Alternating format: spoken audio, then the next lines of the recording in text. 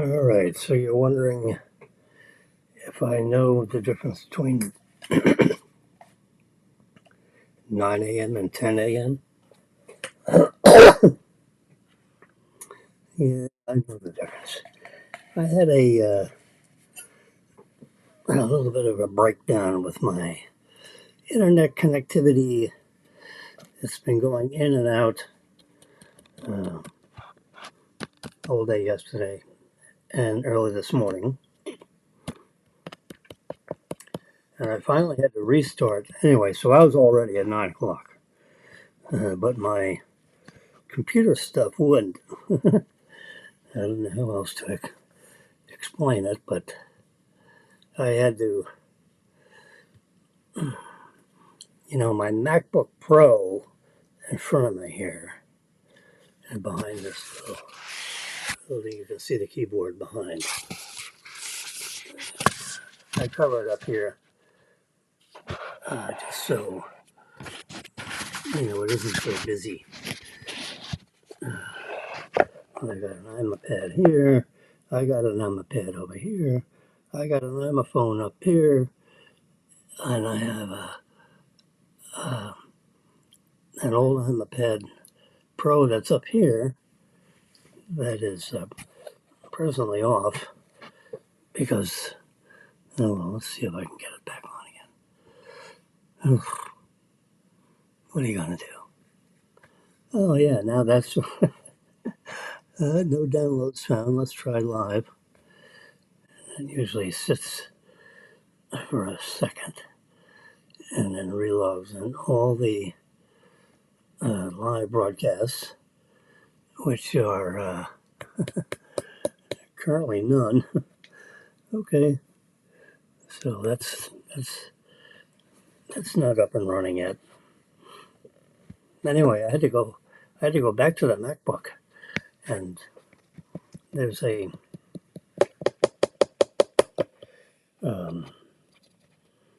there's a keyboard setting where you hold the control. All right, let's start it another way. And the bottom of the MacBook is a whole line of icons, like here. Now here you see a whole line of photographs.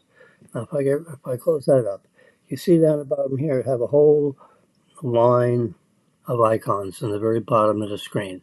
You can see them right there, starting with the settings thing, and then Find My, and then Flipboard, and so forth. Now, with the MacBook, you have a similar set of icons all along the bottom of my screen here, which you can't see.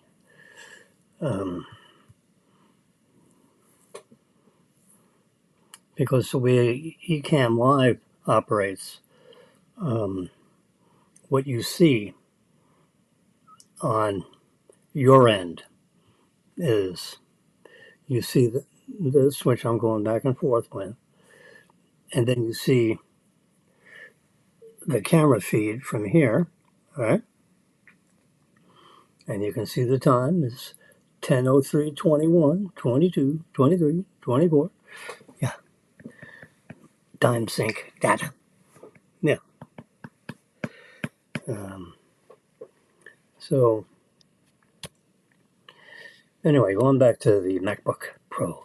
So you have there's a whole line of icons on the bottom here, which you cannot see because you can just see the two camera settings. One is from the iPad Pro, and then the other is from this camera feed right here.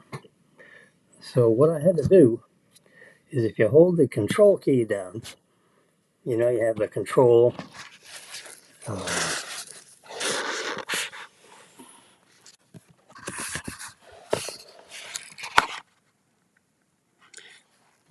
the option, and the command. Well, this is the control key. So what you do, and I learned this from I needed technical support for some other reason, like a couple of years ago. And I was so new to the whole MacBook, everything. So I needed help. I got help. And anyway, so one of the things I remember is to get everything back to square one, so to speak, is look at all the icons on the bottom. And if you see a little dot underneath that icon in the middle, that means that it's open in the background or the foreground. So you hold the control key down and then you click on that icon, and then it gives you the option to quit and a bunch of other possible scenarios. So you go along all of those little icons down there, and you shut them all down, because you could have something. I could have had something that was like open. Here we go. That was causing the system to hang. I couldn't get my MacBook to recognize the internet. I couldn't get on the internet with the MacBook. Whoever heard of that?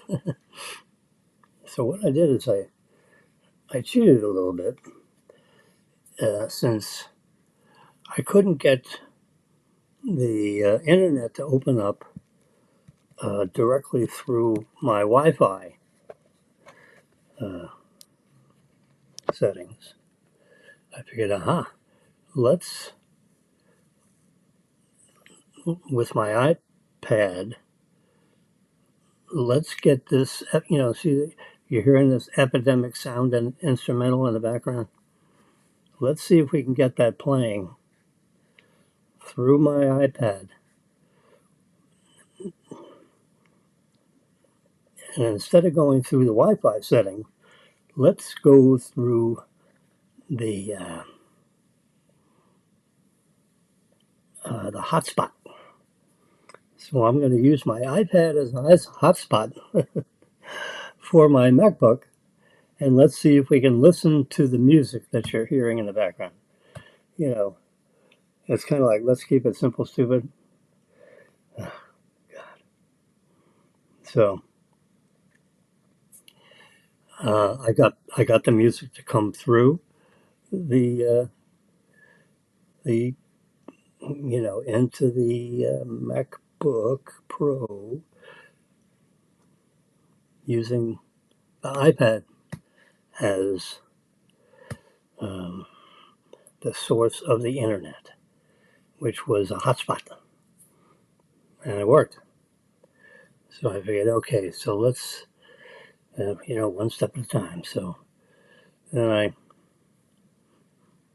went down and I made sure everything was closed off on the bottom there, restarted the computer, and then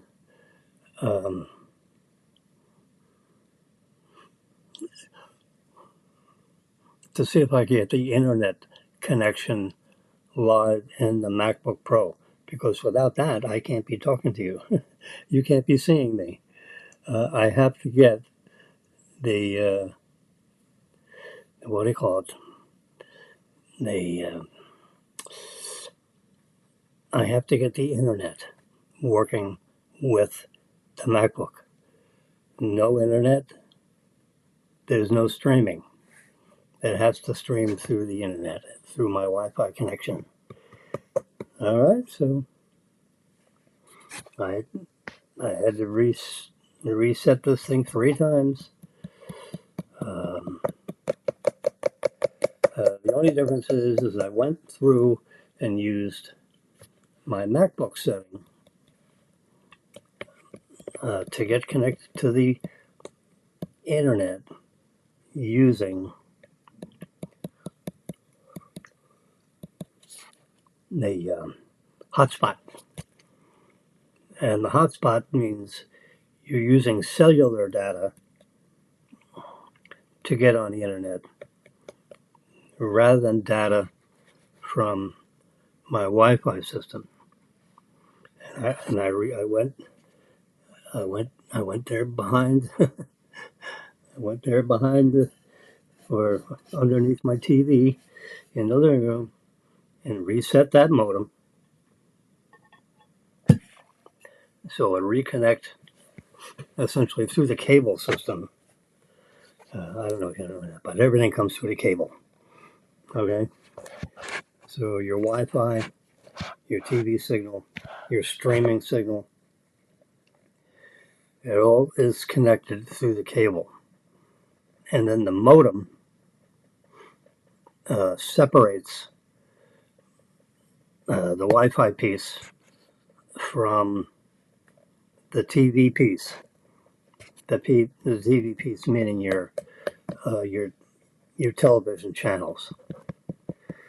But I don't know if if you notice, it says now streaming. So you go on YouTube video and it's streaming. Oh, so what's that mean? Well, that means it's using the internet, um, which is separate from your cable, because even your cable is a cable. It's it's it's as big around as this pen right here. But the Wi inside the modem, you connect. I mean, you probably don't know, but technology people know. The guy that shows up at your door from Xfinity knows, and I figured if he knows, then I'm gonna know, because anything that he knows how to do, I should be able to do better, right?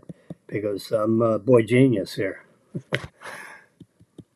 Anyway, all of the signals come hodgepodge together in through your cable connection, through Xfinity, through the building down below, and then through this, you know, complicated series of wirings up through all these apartments. It's terrible.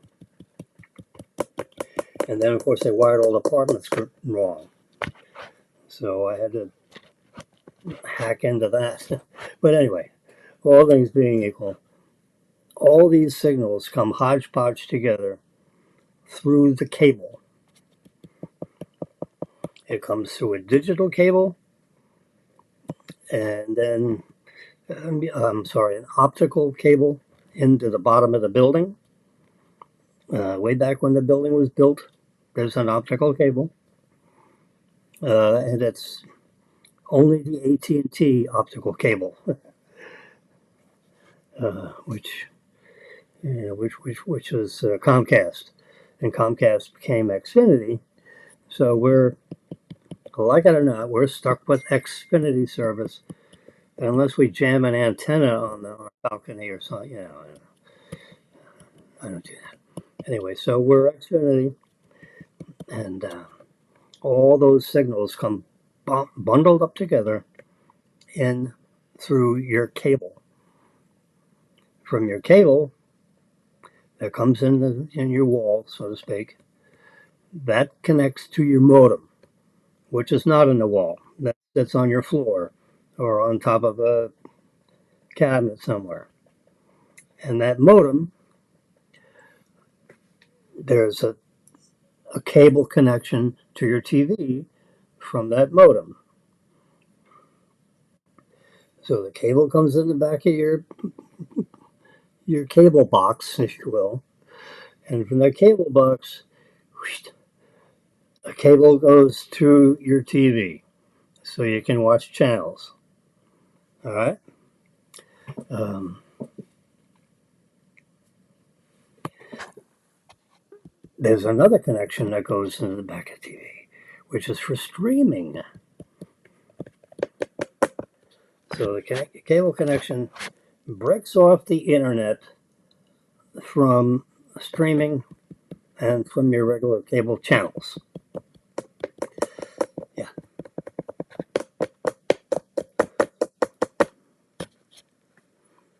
Anyway, so I got stuck in that quagmire. I'm sorry to say, Maryland has been beating me over the head. You gotta have this, you got to come on live broadcast every day at the same time. Well, I picked 9 o'clock, and I picked 9:30, and then I picked 9:15, and I picked 9 o'clock. And for weeks, I've been breaking my patootsies, to get this thing up and running by 9 o'clock. Now I was all set at 8:30 today, and all of a sudden the internet went down. Oh, now we're in for trouble. I lost internet connectivity. The cable part was running. I could actually see cable TV, and every once in a while it'd say, there seems to be a connection issue. Really? Yeah. Anyway.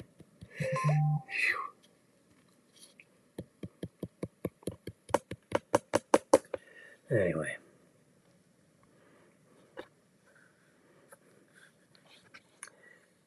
Well, I just saw a little headline, something or other. What the heck was that?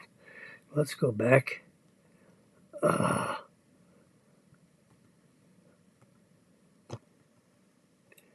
Something about Pan Biondi and Hegseth? What? What? That's it. All photos. Yeah, this right here. Bingo. Let's do that one.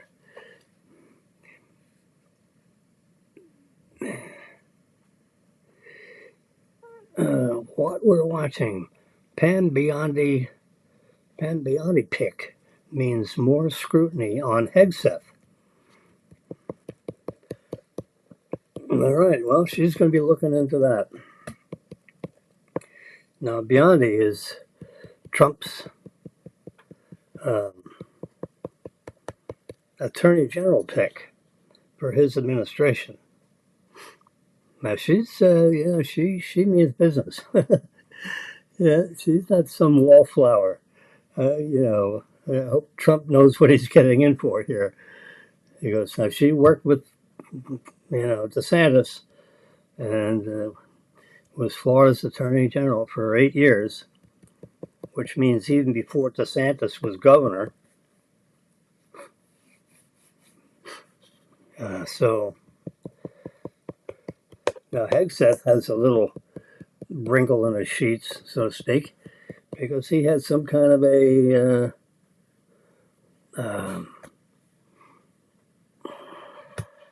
what the local California police called this. This was like 8 or 9 years ago, where he got into a, let's see,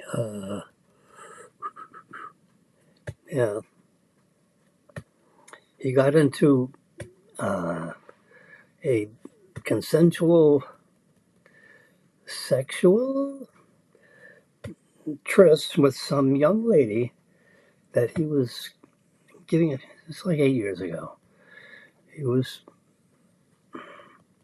chit chatting. He was putting on a 1 hour segment. I don't know the time. Maybe it was 2 hours. Maybe it was 1 hour.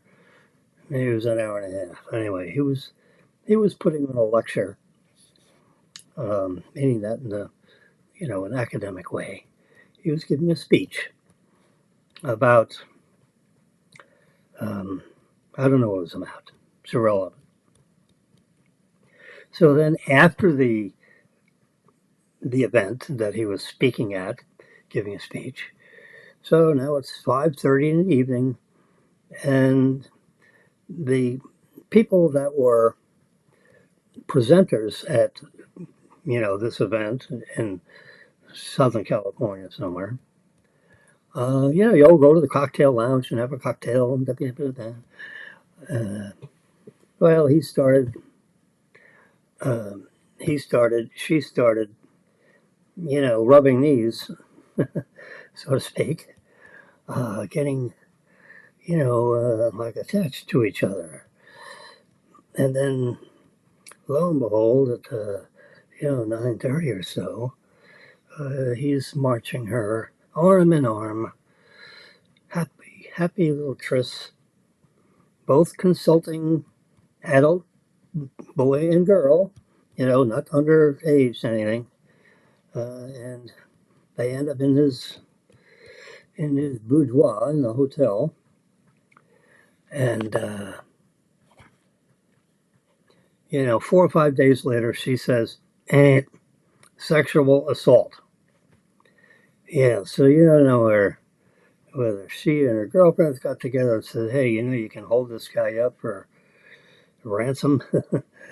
you know, you got all these, I mean, and it may very well be, sexual assault. I'm not taking sides here. I don't. I have no dog. I'm not in a hunt for Red October. I don't know anything about it, other than examining bits and pieces of a police report, which I read. I think maybe Wednesday evening. Well, Pan Bionde, Trump's pick, is looking into the matter for the president-elect. Because since she is, asked to serve in a capacity as Attorney General, and in the spirit of Bionde serving as Trump's wingman, or wing lady in this case, she's going to try to, keep Trump's shoes clean as he's walking through the mud. Yeah. Oh, God. So Hegseth has got a little, in his stellar background, 20-year history, 3 deployments, crawling on his belly, fighting for American freedom. So we all can have the right to vote, by the way. Apparently 7 years ago, he had a tris adult consenting to, and he ended up getting her to sign a non-disturbance agreement, which is a presumption that he must have paid her some little bit of money to shut up. My mother hates that word. She used to get after me when I was a kid. Don't use the word shut up. Well, he paid her some money to shut up. A non-disclosure agreement.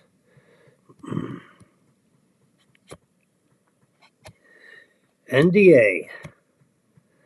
Almost everybody at Fox News, ABC News, CBS News, MSNBC News, all the news organizations, get you to sign,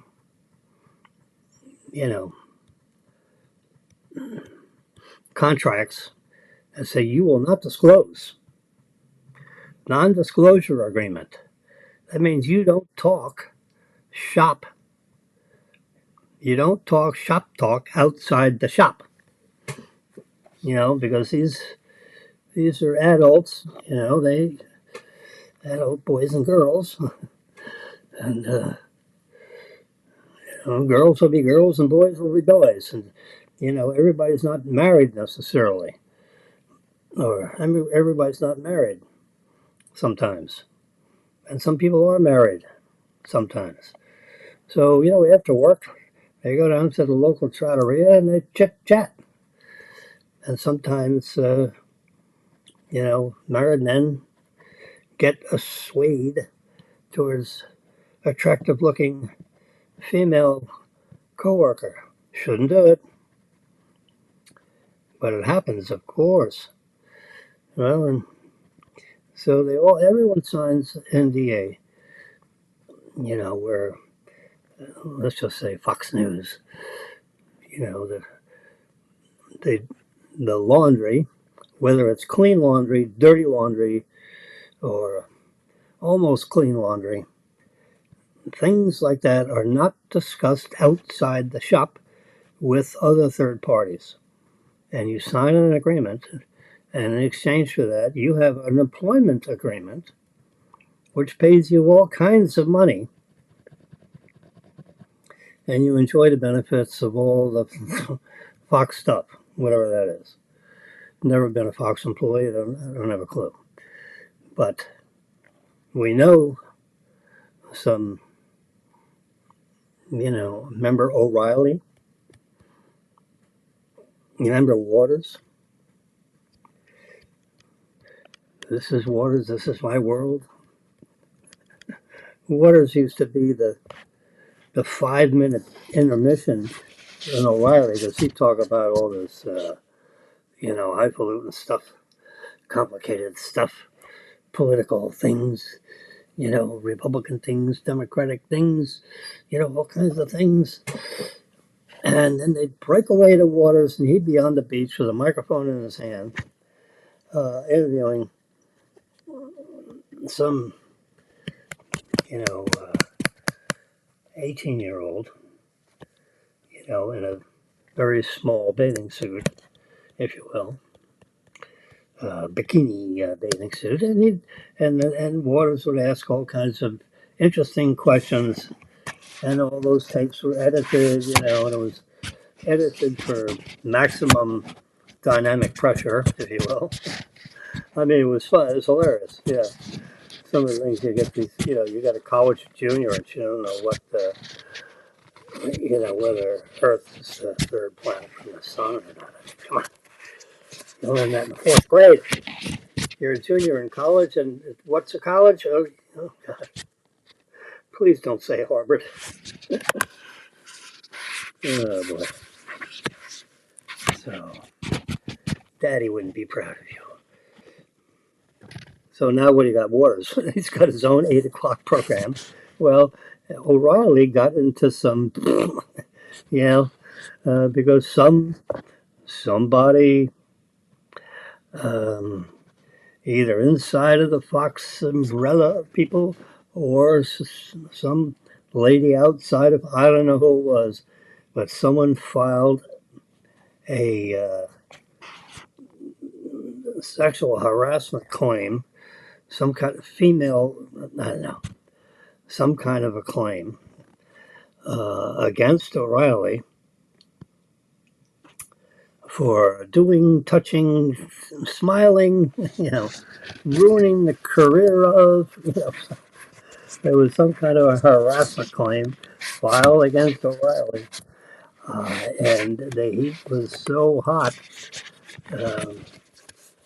With Isles, who was the president of Fox, over here in the United States, because, Fox is owned by, the broadcasting network out of London.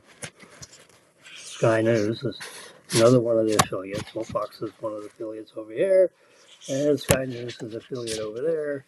And you go upstream into, a holding company. And anyway, the heat got so hot, O'Reilly, resigned.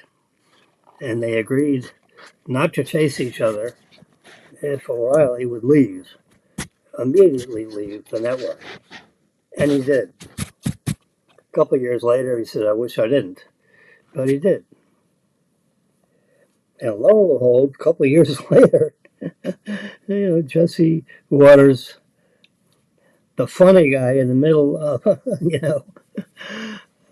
God, the O'Reilly Factor. The show was O'Reilly Factor. Yeah. Bam. Now the funny guy's got his own network primetime show called Jesse Waters Primetime. And now he's got some other guy that's got the funny mic on Jones Beach interviewing, these girls that would not be making Daddy happy, proud. Yeah, it's amazing. The life cycle of a Fox. And they pay these people, like $2-3 million a year. That's a lot of money. Yeah. Well, anyway, Hegseth is in the middle of something, where he felt compelled to get this young lady, albeit they over 18-year-old, or maybe even over a 21-year-old. I don't know how old, but there doesn't seem to be any impropriety with a sub-legal age person. Anyway, Pam Biondi apparently is looking into it. So, and probably be interviewing, having a, little chat with Hegseth, Peter Hegseth. And if you had a little, tete-a-tete with, the guy's supposed to be married with, 5 kids or something or other. Well, was this before? Hopefully, it was before the 5 kids, and before he got married. He's a married guy signing NDAs with other third parties. It gets really nasty. And would that make a difference if he's going to be um, an effective Secretary of Defense? To get to these high places, you got to be squeaky clean. Squeaky clean. Now, he was good enough to be, well, of course, this was supposedly after his tour of duty. But, you want to be a secretary of anything in someone's administration, you better not have this kind of stuff. I don't know who his secondary, tertiary picks would be. Pam Biondi was not number one pick. It was Matt Getz. Because he apparently would have cut the sharpest edge on the Attorney General's job.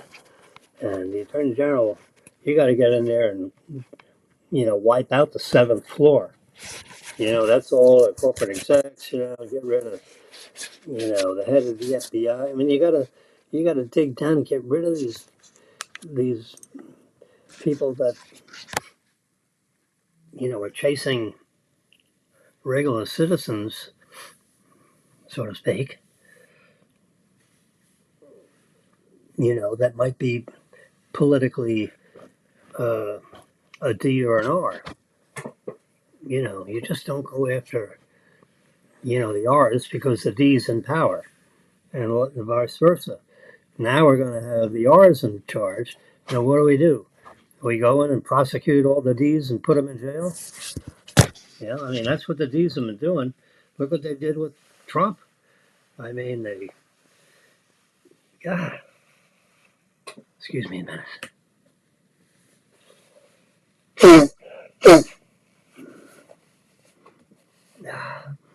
Had to, what is colloquially known as blow? When you got to blow your nose, I don't know how to say that nicely. You have to pass wind through your nostrils in a high velocity and clear out whatever might be interfering with, you're otherwise going to sneeze on air. No, we don't want to do that. Oh boy. So Pam Biondi is going to stick her nose into the Peter Hegseth thing. Someone's got to look into it. Apparently the transition team is starting to receive some pressure. Some senators, you only have a 3-vote margin, in the Senate.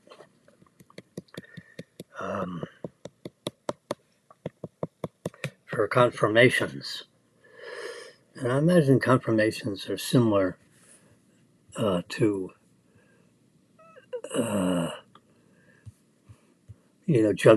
judgeships where you can have the vice president to break the tie. Not 100% clear on that.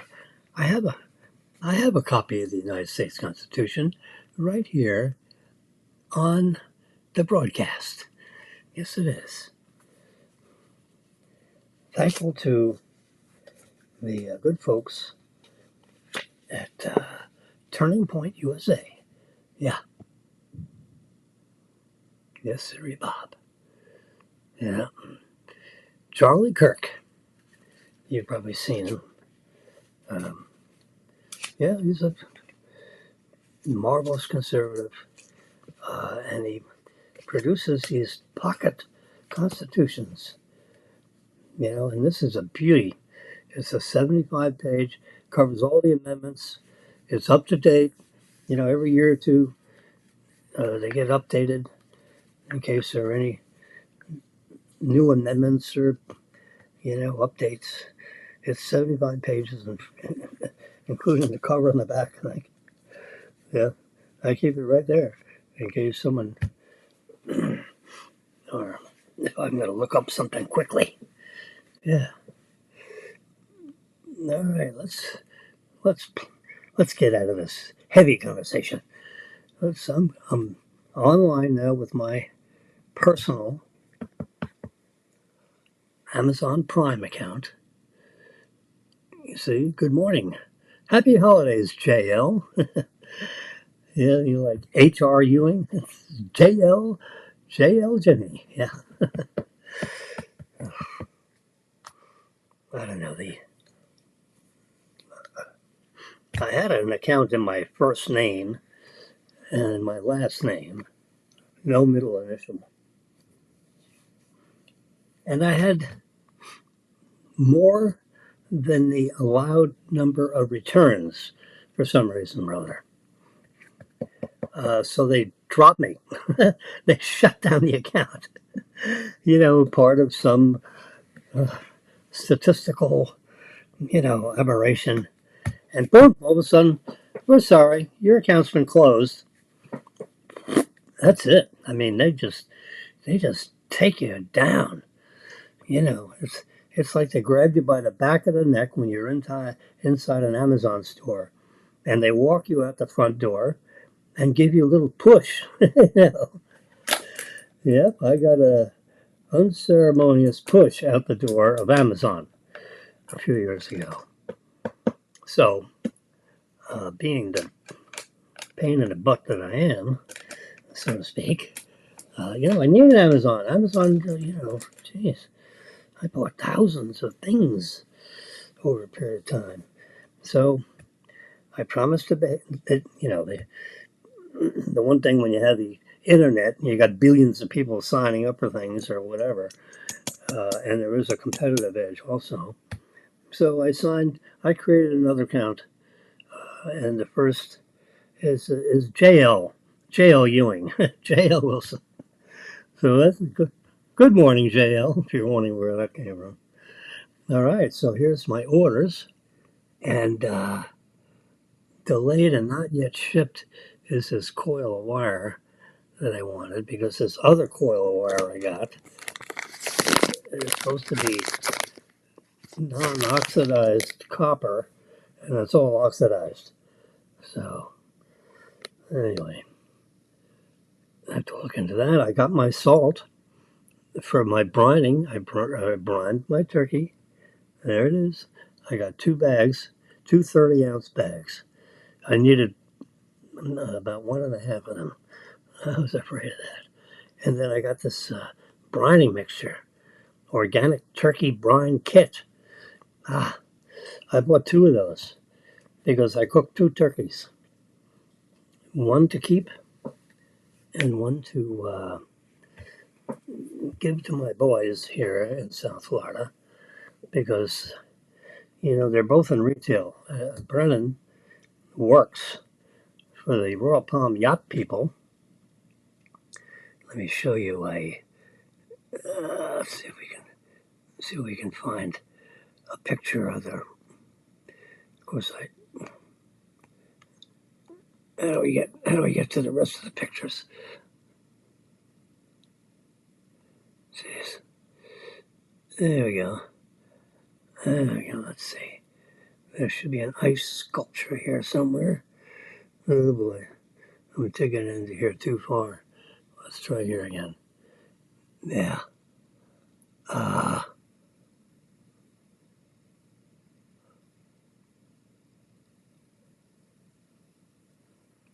I'm sorry, my head is. I have to get. I'm trying to get closer to these. What's this? No, that's bombs blowing up.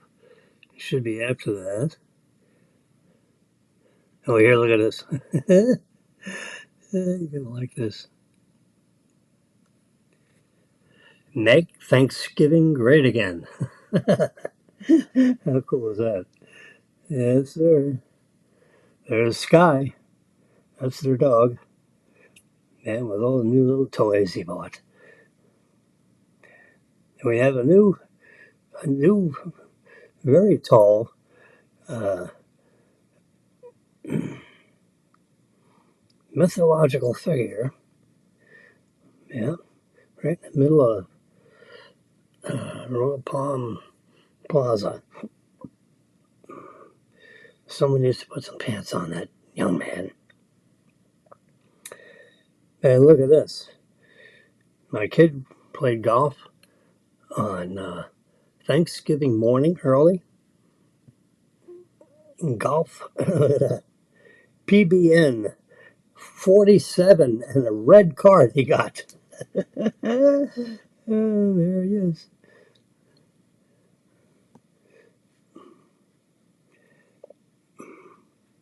Parents don't realize the level of Soviet indoctrination that their kids are receiving, and it is not funny. Elon Musk is digging into this, you know, he's declared war against the woke mind virus. He's identified, you know, with the lefties that are, they're brainwashing our youth, you know. And that's, one of the things of this lawfare is that the Justice Department, through the FBI, was investigating parents that were questioning this very strategy. And they were like, overnight incarcerating some of these parents that were at PTA meetings. What? Have you ever heard of a Soviet style? What are you doing? Yeah, that's what the 1776 Project PAC is all about. And they're soliciting me for contributions. And I just thought I'd clip this out and show it to you and put it on air. Yep. It's one of those for your eyes only. Well, forget that. I want everyone to see this. This is terrible. Well, that's one of the things that Pam Biondi's got to do is to dig down and find out where the hell this is emanating from and cut out the deep state. She's got her hands full. But she's a tough cookie. And her first cookie is the Hegseth cookie, apparently, that Trump or the transition team, probably the transition team, to keep that plausible deniability feature out, is to settle some senators' minds, because Trump's talking to all these senators all the time about so now you don't have the media trashing one political candidate or another, like we just solved that with November 5th election. Oh my God, I was scared to death. Anyway, so here's Marilyn is the organized beast that she is. There's the beans. I helped with a team. I was team bean. I was team meat. Daniel was team potato. Daniel and Marilyn were team potato and team dressing. And I was also team meat, which means I handled the what do you call it? The what do you call it? The brining of the turkeys. Two of them. I got two in round numbers. I had two 12-pound turkeys. So the three of us, Brennan couldn't have turkey with us because he was cooking for the Royal Palm Yacht Club people. He's part of the employed staff there at Royal Palm Yacht Club. How nice is that? There are 700 residences that live in Royal Palm Yacht Club, a gated community, right immediately south of where I live here. So we're Royal Palm, yeah, we're Royal Palm Plaza as opposed to Royal Palm Yacht Club. All kinds of Royal Palms. And of course, we have Royal Palms. It's the name of a palm tree. Well, they got more of them there than we have here, probably. But they have 700 single family detached estate homes, if you will. The average price is $13 million for a home. The average price, which means that some are lower and some are a good bit higher. Anyway, so since Brennan was cooking, food prepping, and so forth for the Royal Palm Yacht Club people, he couldn't dine with us, which that makes sense. So at 4 in the afternoon, when we sat down and dined, so I cooked an extra turkey for Daniel to take home so that Brendan and Daniel could have turkey after work and so forth. Yep. So here's all the little dishes that Marilyn, in this bowl you had the beans and the this and the that. And then in this bowl we had the potatoes with the cheese and this and that. And then in this one you had the regular corn and cream corn, a couple of butters, and a box of Jiffy mix. And then in here you have in the stoneware, we have the stuffing. And then in this one, I mean, can we eat out, please? Jesus. Oh my God. We were in the kitchen from 10 a.m., or let's say, no, 11 a.m. until 3:30. So that was a 4.5 hour. Oh gosh. What a pain in the kabutzies. Right here's about 3 pounds of flour over in this little side pocket right there.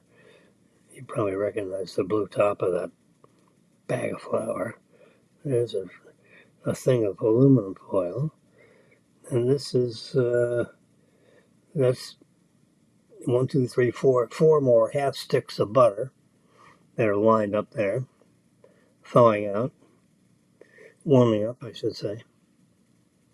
Yeah, so that was, this doesn't even show Team Turkey because those suckers were in the refrigerator brining. Yeah, that's a curious process of having all the salt that you can dissolve in 2 gallons of water, and the brining kit. That's not even shown here.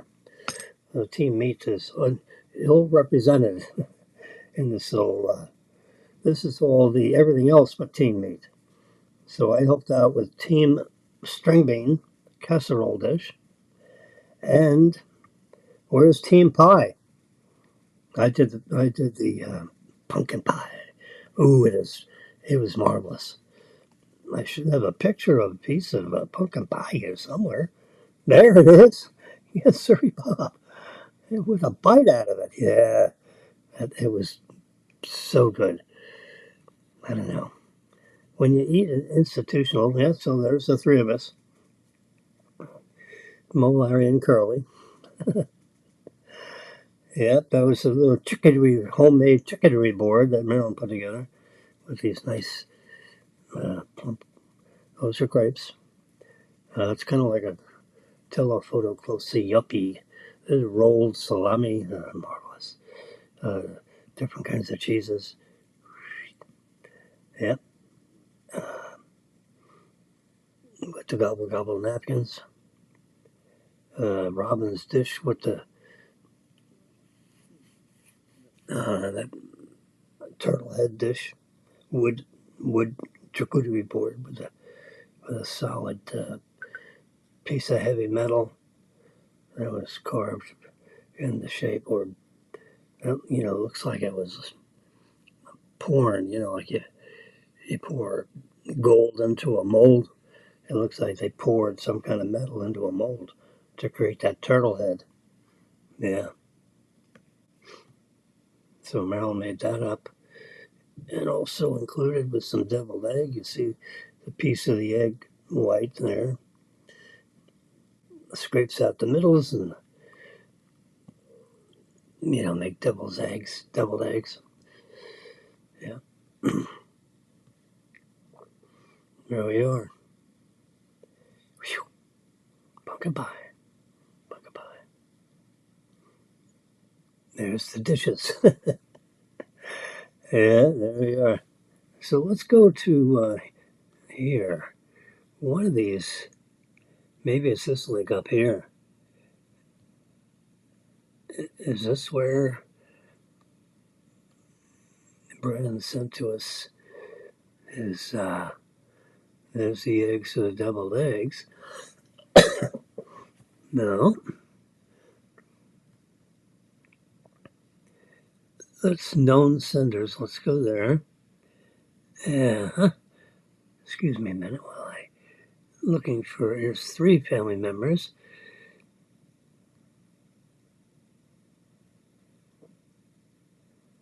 Yeah, here's where Brennan sent us some pair. Those are the turkeys that they made at Royal Palm Yacht Club. So they make nice, 24, 28-pound turkeys. I cook 2 12s because it's just a couple. So here's the carving station, with the infrared heat coming off. Those, but they got to set all this stuff up.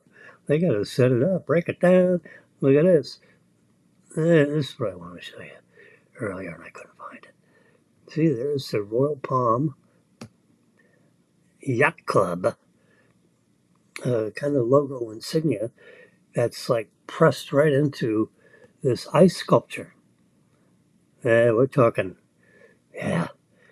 We had ice sculptures where I grew up when I was a little spoiled little brat. Yeah, I was. Oh, here's one. Look at this. Happy Thanksgiving with the little maple leaf on each side of the Thanksgiving. Pretty nice, huh? These guys. Someone, I don't know whether they have these things delivered or whether they have some guy that makes up these ice, he sits in the freezer with a heavy coat on, chipping away, creating the Happy Thanksgiving thingy. I'll have to ask about that. But you see, you got all these different chameleon-looking things with the curled tail up there. And then there is the classic Royal Palm Yacht and Country Club. Yeah, you have to be one of those 700 landowners to be able to be in this club. I'm going to do a print screen of this because I couldn't find it. Come on. Why couldn't I find that? It's in my photo thing somewhere. Anyway, so that's the end of that. Anyway, so Brennan sent some more of pictures like that, either before or after. Oh yeah, here's some. Yeah, look at all these bugs just came out of the oven. Look at that. And here's a ham, full ham, somewhere. Or maybe these are all turkeys. There's the traditional dog show competition. There's a ham. Yep, full ham.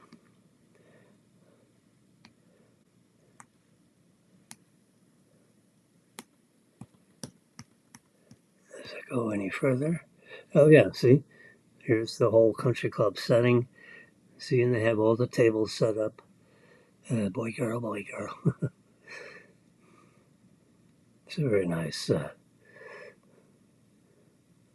And oh my God, look at this. You want to talk about?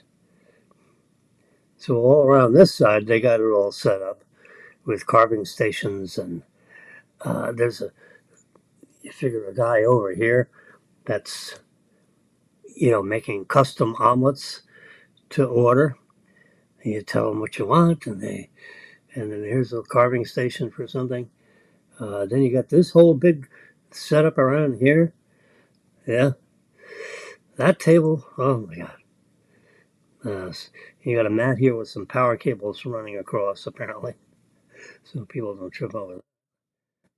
And then you got these people, servers, presumably, getting all the chairs set up, and you got indoor seating and outdoor seating, and they said Bernard said it was very busy, but not make you crazy busy. They served a lot of people, but it was an even, distribution of people coming in through the serving hours, which you got to figure was, 1 o'clock until you know, 1 p.m. to 8 p.m., something like that, right? 7 p.m. maybe. Then you got to clean up everything. You can't go to bed with a bunch of dishes like I have back then. I mean, Marilyn and Daniel did a good job helping with the dishes, and we made all these takeout containers for them to for Daniel to take home. So now their refrigerator is stuffed with all our takeouts. Yeah.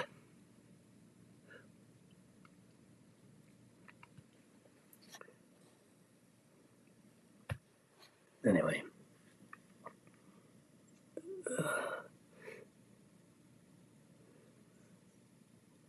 there we go.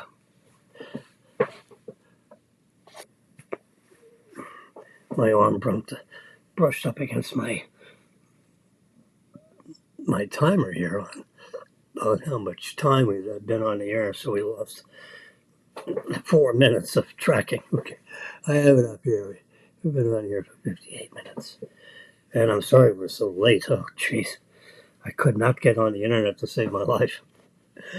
Oh, and my dramatization. Let's see if there's any.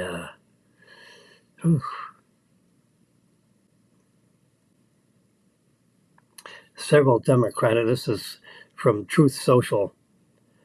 Uh, and these politicians, they talk to each other all the time. Yeah, well, I mean, once you're, Trump, he got into politics 8 years ago, and it's a tough business. You thought it was tough being to build part of the skyline of Manhattan. You ought to try. You ought to try the Democratic and the Republican parties. Oh my Lord! Whew. I think he bit off more than he realized. Several Democratic senators privately agreed that their party committed political malpractice with the mistakes made on border security, saying it was the main factor leading to President-elect Donald Trump's win. Well, of course. You can't open up the back door for 4 years, and 5 months ago saying, "Oh, I think we'll take names." Well, take names isn't closing the border. And their idea of adding people to the border just means we want more people taking names at the border. It doesn't mean the door's shut. Do all these people go to sleep at night with their back door open, or is it at least closed? Oh God, who do they think they're kidding? And then the Fox News people had a guy on the border, for 3 years. Look at all these people. Oh boy. So now I'm just paging through this for you. Let's do the real Donald. See what's going through here. The real Donald. Make Thanksgiving great again. I got my T-shirt on here. See if I can turn this camera a little bit.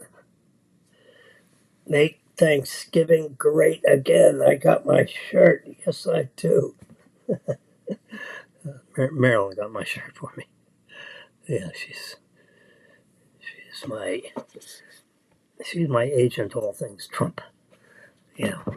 See anything that might, yeah. She's always looking to see if she can make Jimmy smile. It doesn't happen very often. Today, we give thanks to everyone working the line and to all the men and women serving our nation, whether at home or abroad, as law enforcement officers. All right. There you have. Oh boy. Saturday Night Live skit. We'll pass that up at the moment. Wow.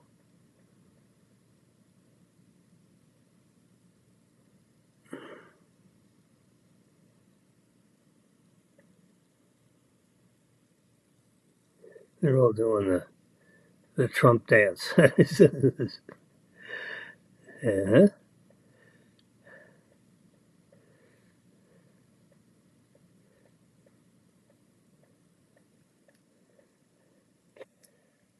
Turkey dinner. Some kind of prize thing here. Border security guard.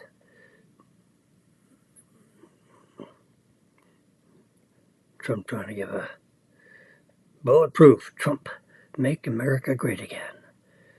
Trump 7, get a cocktail. Happy Thanksgiving to all. I'm just paging through this Truth Social stuff to see if there's anything here that sticks out.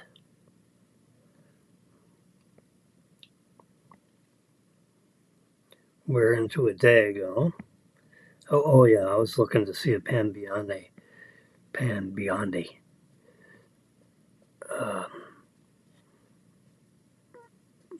Looking at the Pete Hegseth issue. That'll probably come out tonight on Hannity's show or Jesse Waters' show. There's a forum here. Oh, you don't even see this. Sorry.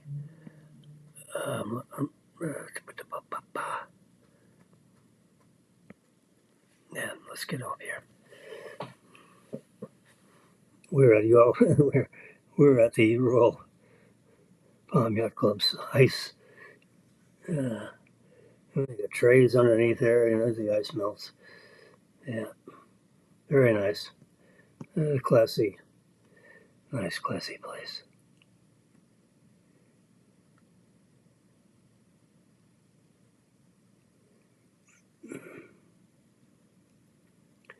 So now Trump is putting the pressure on Mexico. You seal up your borders. We're going to put a 400% tariff. We got 20, 30, 40%. It's a multi-100% tariff on your stuff. Fine. We'll do it with no Mexican goods. The hell with you.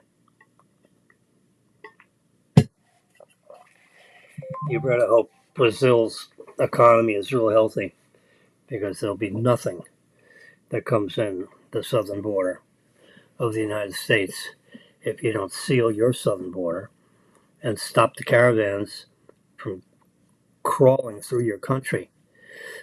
And of course, that's a big problem for the Mexican presidente. It was a lady. Let's let's look at some of this. Yeah.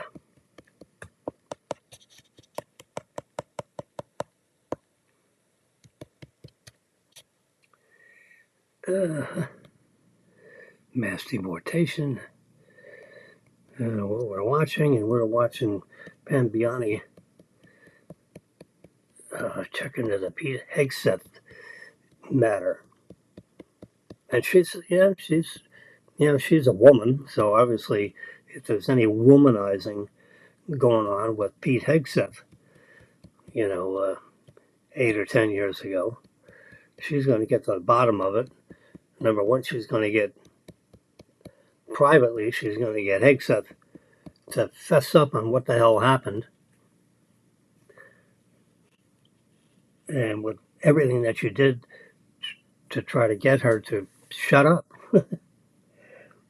What's going on? Because Trump's asking me to play interference on this because we got a couple of nervous senators. And we can't have nervous senators during your confirmation hearing. This whole thing with recess appointments, the problem with that is the appointment's only good for 2 years. So then you have to be recertified for the next 2 years of your presidency. And, who knows what the makeup of the Senate's going to be 2 years from now. So you shouldn't have that stuff hanging over your head. So I don't like the idea of recess appointments. Just let the chips where they might. And, it's one thing the president had a good election. I would call it a good election. If you add up all the votes he got on the, they talk about mandate. There was no mandate. Mandate's mandate. No. Reagan had a mandate. He got 504 electoral votes. He got 49 states, and Mondale got his own state, Minnesota. So they're all crazy up there.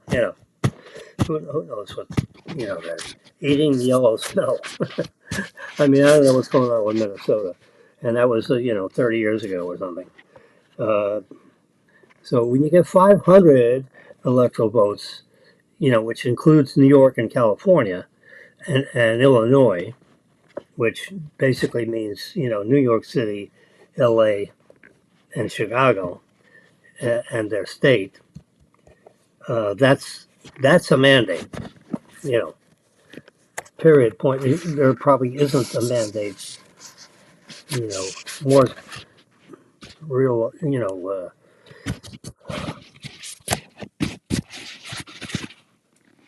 or achieved than what happened with Reagan. Now comes Trump. He gets 312 electoral votes. Well, that's fine. That's good. That was a good, solid victory. That's what I would call it, a good, solid victory. Instead of, Biden won Trump back in 2020, right? Biden won that election with, I think, less than 100,000 votes spread out over 5 swing states. Okay? Less than 100,000 votes spread over 5 or 6 swing states. You heard all about the swing states the whole last month of this election cycle. Well, Trump won 760,000 votes over 7 swing states. Now that's a nice, comfortable victory. You didn't have, no state had to be recounted to, opine to Trump's victory. He won, period. mail-in ballots, all that. And we need to clear up our voting methods, but that's anyway. So we had a good, comfortable. We'll stop with the mandate stuff. Does everyone have to over talk what the reality of what actually happened? So stop with mandate. Someone needs to send a fax out to everybody. Stop with the mandate stuff. 760,000 votes across a clean sweep of all the swing states is a very nice margin of victory. So that's that. Yeah, jeez. I was sending myself to the epidemic sound. I couldn't get anything to work. Trying to get ourselves online here. Let's see if I have. I've got so many. We've got so many links going here. I'm trying to. There was a couple of house. There was an Axios site, and I'm looking for the link. And of course, I can't find it. Where is the link? Let's try this one. Nope.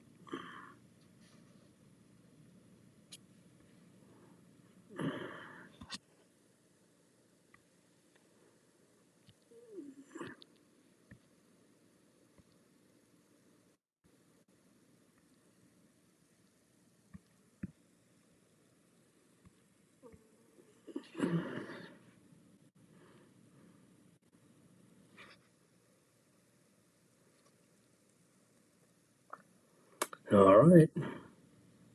You guys are wearing me out. Where the hell is the Axios? Oh well. Can't find it. Maybe I can find it here better.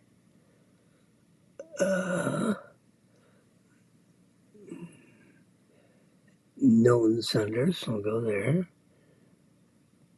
Come down this list here. There's 3 family members. Is there Axios in here? Going back in time, it would be over on the right side of this. Link up.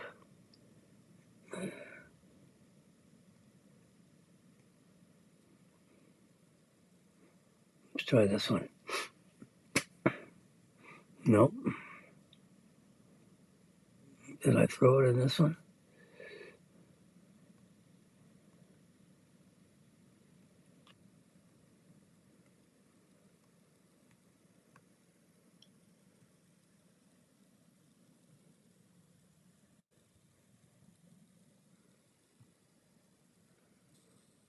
My brining kits. Oh boy. Oh well.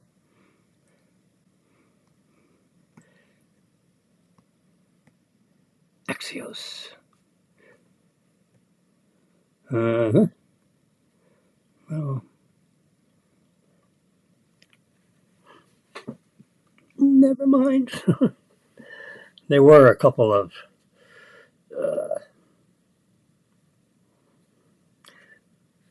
congressional. I wonder if I can just AXIOS. Let's see what pops up with Axios. We'll just go to the website. And they're gonna go through this Google crap over there.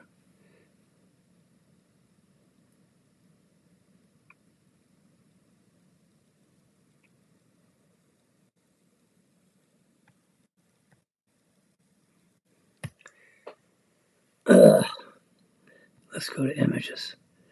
There's Axios. No. Oh well. It was just like 3 matches that hadn't been called yet. Can you imagine? Of course, I guess nothing happened over yesterday. They're all sucking down turkey all day long.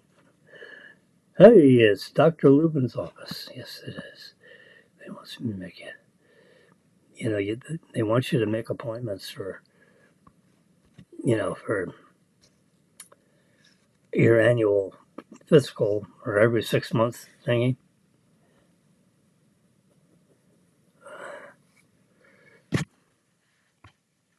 If you call 3 days too early, I say call back because you're 3 days early.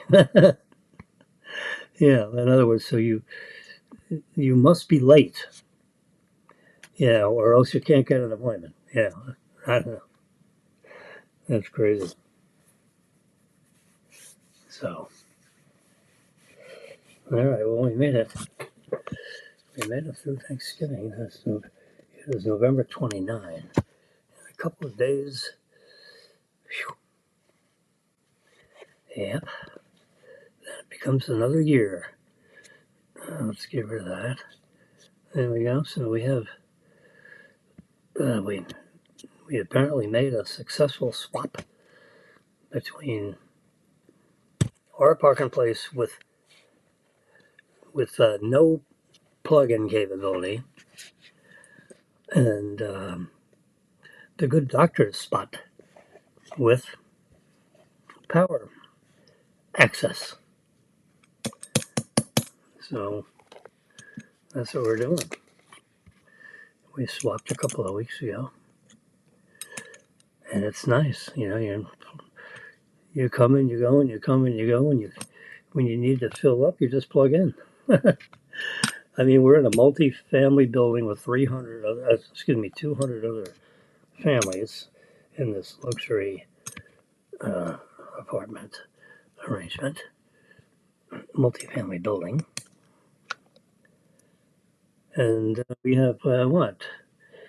It says here 200, see on the top, 209 miles of range. We're at 72% of full capacity, 209 miles of range. When it gets down to, and you got 50 miles of range left, then you plug in. Unless you know you're going to have a road trip, then plug in. But it's nice. So, 2.5 times a week. So in a given month, we probably need to plug in 6 times a month, to put range in the tank. Yeah. So where our release, you can see our release is in 2024. We're in week 33, the 35th update they've had in week 33.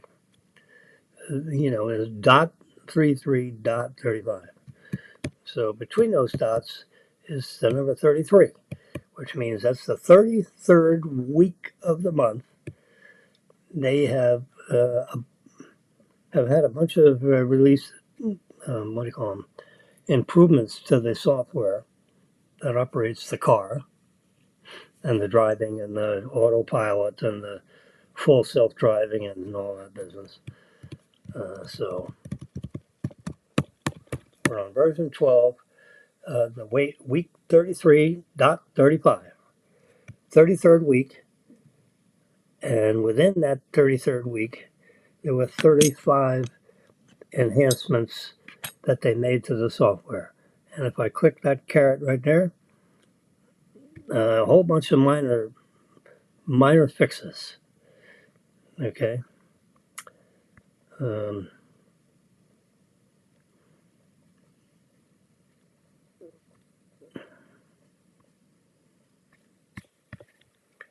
So they tell you what they've done in enhancing the software. Shows more construction things and barricades, when you're driving between different locations. I'm just zipping through. I mean, there's all kinds.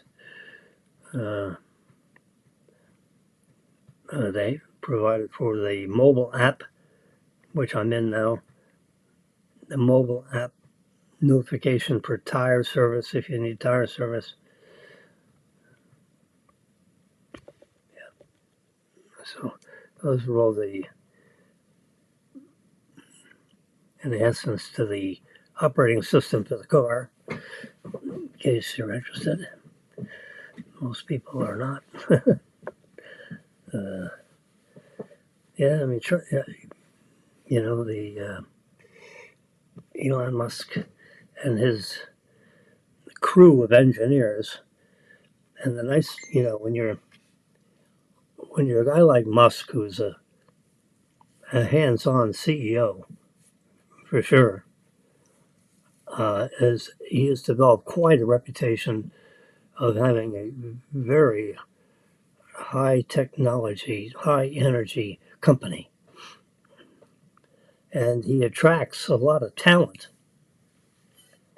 because of this. So the talent pool keeps getting better and better as the weak sisters kind of weed themselves out, and you end up with an incredible talent pool of the best talent in the world that have flocked to Tesla and to Optimus, which is part of Tesla.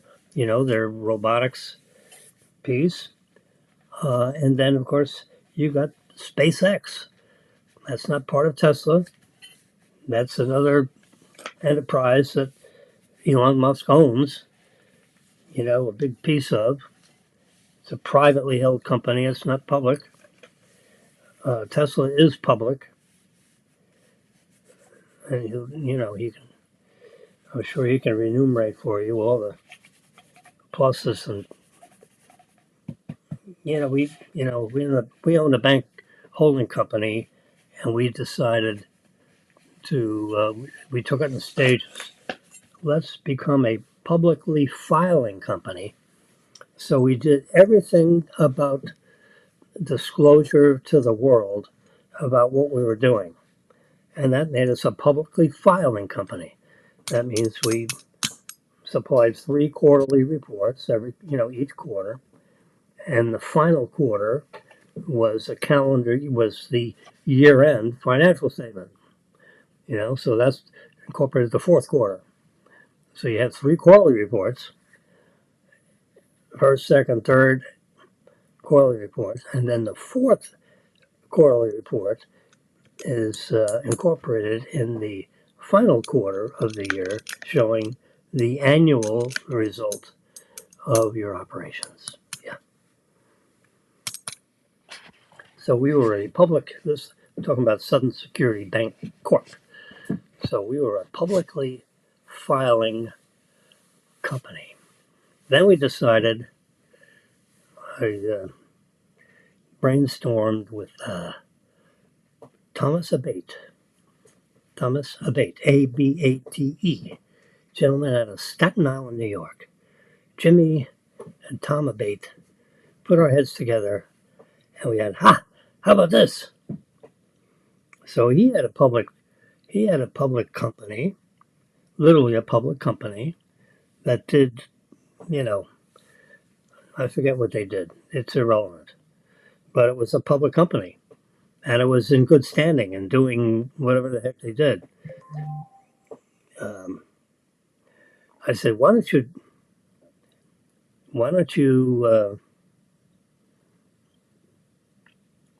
give every one of your shareholders a share of stock, dividend your entire shareholder population a share of Newco. Just call it Newco, new company. Call it, Company Z, whatever you call it, whatever the hell you want to call it. Just make sure there's no other company with the same name. And now everybody has a share of stock for every share of stock that they have in, the parent company, and give them and dividend them a share. And that way we have, a good size um, head count, of, of shareholders, and then we'll merge with it. So we will merge, So if you dividend all of your shareholders a share of publicly filing and trading, a company that basically doesn't own anything, but it also doesn't have any liabilities because it's never done anything. So it's never done anything. It doesn't have any bad history. We don't have to worry about what they did in the past, that might look askance with regard to a bank holding company. And then our bank holding company will merge into Newco. So we'll do a reverse merger. We're going to reverse into Newco, and we'll own, most of the stock. The 10-1, exchange, or 50-1, or whatever factor that we agree to. So you'll own, you know, 4% of our whole bank holding company. We'll call that the fee for creating a bank holding company that is clean. And we'll get approval from the Federal Reserve to do that. And guess what? I had to make, literally, Jimmy had to make a presentation to the Board of Governors in Washington, D.C. of the Federal Reserve System. Uh, they were so, I'm sorry to put it this way, they were so pissed that they had to listen to us. The head of staff, the chief of staff of the Federal Reserve wouldn't even look at me. He looked at me for a second. Hey, how are you? And then I saw, the middle of his back for the rest of the presentation. He goes, these guys are so full of themselves, these pinheads, these bureaucratic pinheads, because they're dealing with major matters. The bank was, the size of this coffee cup, right? And we're doing a reverse merger into a clean public shell. And guess what? In the history of the United States banking system, no one has ever tried to do that before. So it had to get approval from the Board of Governors. And we actually have a line item in the Federal Register, making note and making note of the approval of the Federal Reserve permitting Southern Security Bank Corp doing a merger into a clean public shell. And we did it. Yeah, it got approved. It took a couple of months, oh boy. So this guy was so ticked off he actually had to, had to give a half-hour presentation or whatever the hell it was, 45 minutes. So we all had to fly to Washington. We had to get our, and our Federal Reserve consultant, Jerry Dolan. So as we had a little team meeting outside the conference room, the main conference room of the Federal Reserve Board, she looked at me and she says, "Jimmy, you do the talking." I said, "Absolutely. I will just ring a bell when it's time for me to shut up." I know my mother doesn't like me to shut up. Anyway, so it was good. After the meeting, I said, "All right, Jerry, how'd it go?" She said it went perfectly. It was perfectly understandable.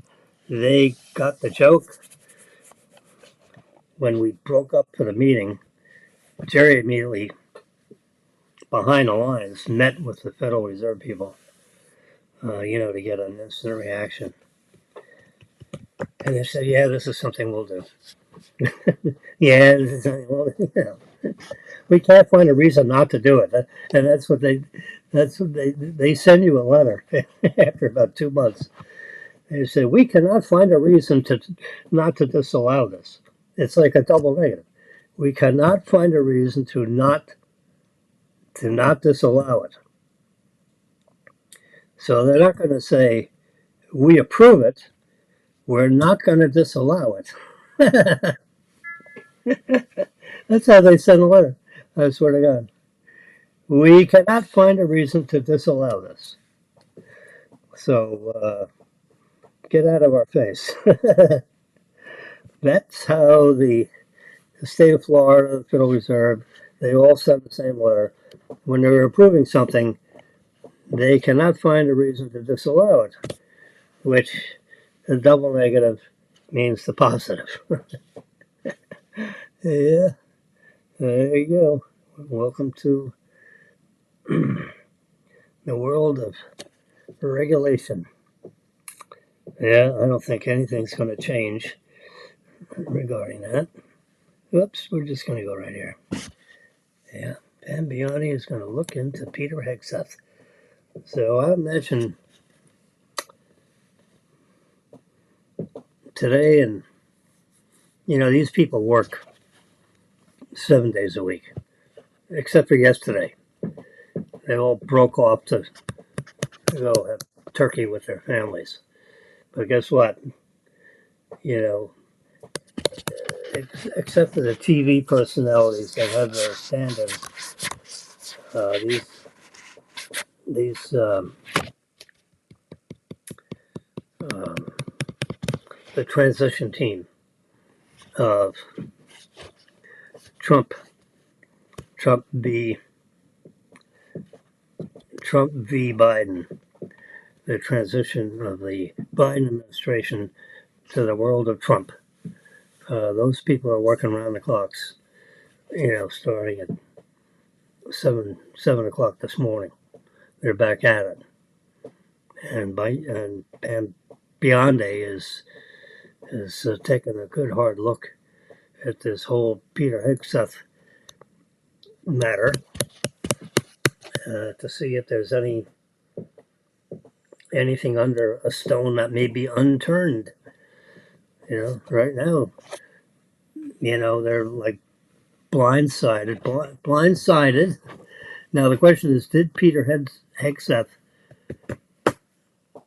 inappropriately answer a question in the questionnaire?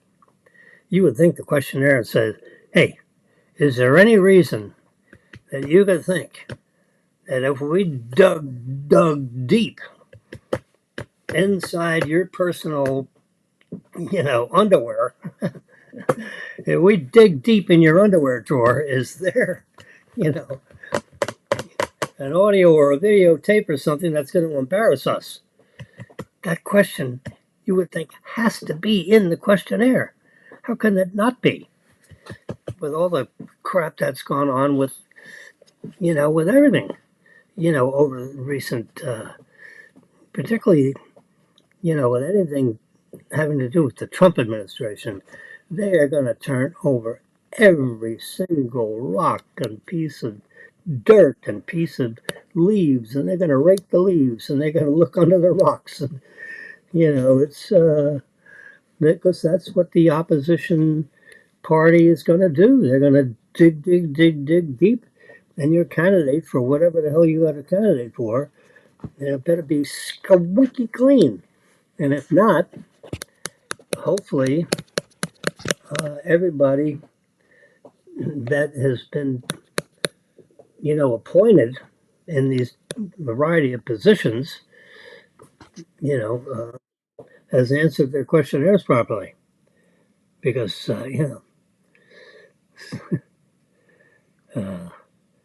because whatever's out there, they're going to know about it.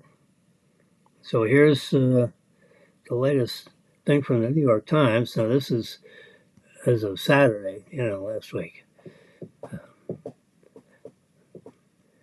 So you can see, Romeo and Attorney General Beyond A. See, there's Peter Hegseth announced. Homeland Security. Hegseth and Tulsi Gabbard. They're gonna be digging in those. Most of these other people, and they're going to be looking into Robert F. Kennedy. Well, Interior. Doug Burgum as the Interior. Secretary of the Interior. He's a sitting governor. So a lot of these positions, some of these positions are filled by senior people that have been, over and over again because of, like the EPA, Zeldin. He just ran for governor of New York. Now, you don't think every rock has been turned upside down with regard to Lee Zeldin? You can write it down. And Stefanik, Elsie Stefanik. She's a New York House of Representative member, and won re-election. But she'll be resigning as soon as she gets confirmed by the Senate to be the UN secretary. Now it's a confirmation spot, but I don't know if Trump has elevated Stefanik to be a true cabinet member. I know he did that with his former UN secretary. I don't know if that's the same as this one. My guess is it probably is. But his former UN secretary, as you recall, was a former governor of the state of South Carolina. Name will remain unmentioned. We got our Treasury Secretary pick, Scott Bessent.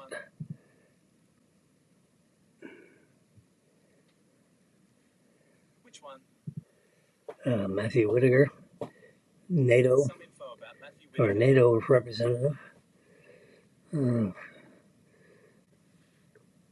So you got Hegseth and Tulsi Gabbard is the next two on the firing line with regard to the transition team and chatting with senators, particularly Republican senators that might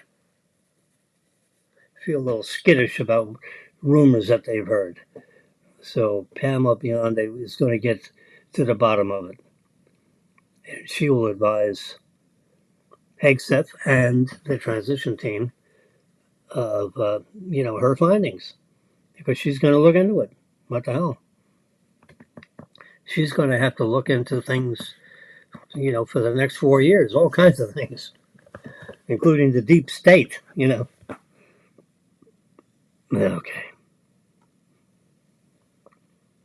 And then the other, see, here's everybody up to, Saturday. These positions here don't require any confirmation. So they're not only proposed, they're named, they're in. So everybody, the Vice President of the United States, get this, does not serve, this is in the Constitution, I looked it up, does not serve at the pleasure of the President. In other words, he could serve at the displeasure of the President. That's the unspoken words. Because, if they have a disagreement, they're at loggerheads. So Trump can jump up and down all he wants, but he can't get rid of J.D. Vance. They are joined at the hip, so to speak. Now, of course, they just got elected and everything is hunky-dory and so forth. So hopefully J.D. Vance doesn't become, like his former vice president, is questioning every goddamn thing that was going on. Pardon the expression. So J.D. Vance, young man, big happy grins, But remember, a new broom is always stiff,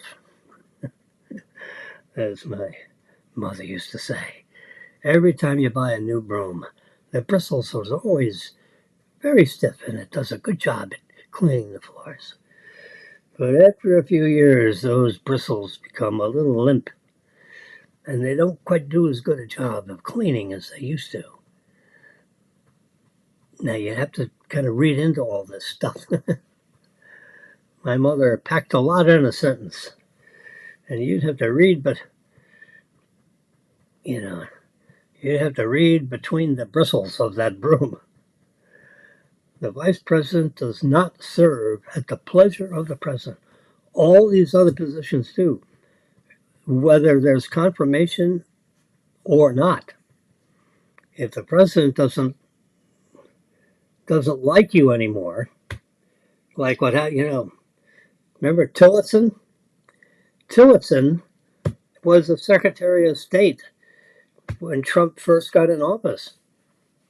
Oh yeah, Tillotson's going to be this and he's going to be great. Well, he was the great CEO of a private company, but he turned out to be a terrible Secretary of State. Now I don't know why. I don't recall. But I know they weren't happy, and Trump eventually got rid of Tillotson and brought in someone else.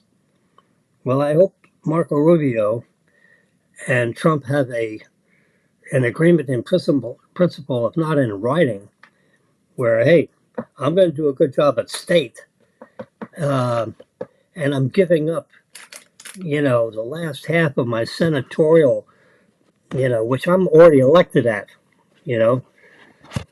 So I don't want to be, running state and all of a sudden you get a bone up your ass and throw me out, and then I'm out, I'm out on my ass. I don't have a senatorial spot because that's gone. I would have had to give it up. So I need some assurances, you're a grown up, when it comes to, what has to be done with the State Department. Because it's a big thing. It's a monstrous, operation. You probably have 500,000 people work for the State Department. Through a whole pyramid of people that are in the State Department. And the top of the pyramid is Marco Rubio, our current senator. We've had a chance of meeting him. He's a very nice gentleman. We had a booth next to, I guess it was NPR or something or other, and he did an interview with NPR, and we were standing right next to him. Yeah. We were in the spin room during the time of when Barack Obama was running against Romney.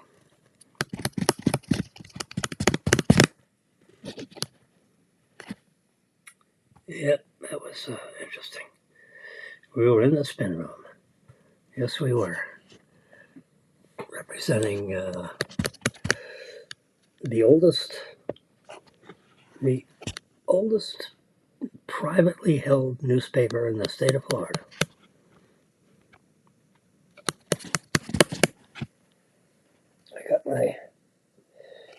I got my press pass right there hanging on the door. Yeah.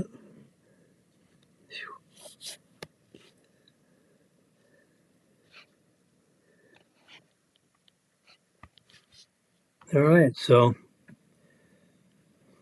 the next shoe to drop will be what happens with Peter Hegseth.